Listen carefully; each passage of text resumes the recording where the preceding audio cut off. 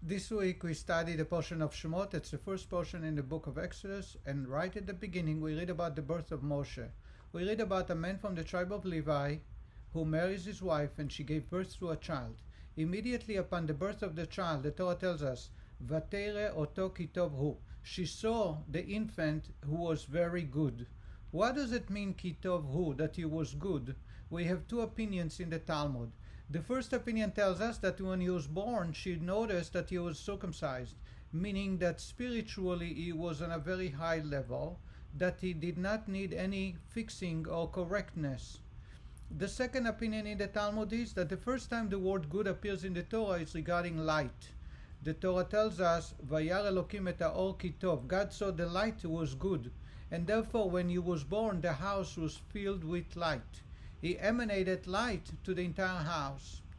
So the Rebbe points out that it's not necessarily they argue about which one happened to Moshe exclusively.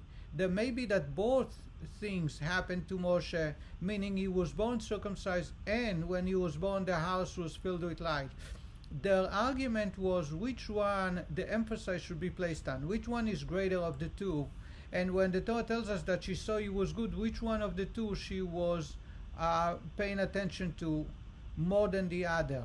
The first opinion tells us that self-growth and perfectionist of a human being is the greatest achievement, and therefore when she saw he was circumcised, meaning that he was perfect, it was the greatest trait. The second opinion holds that the greatness of Moshe was that he filled the house with light, affecting his surrounding, people in the room to benefit from the light, to be able to see the objects in the room and be able to have great light in the room for all their needs. And therefore, self-growth and spiritual levels is great, but it is far greater to be able to reach out to others, helping them grow and bringing light and goodness into their life. Even though both traits, of course, happened to Moshe. And this is a lesson from this week's portion about the birth of Moshe. Thank you.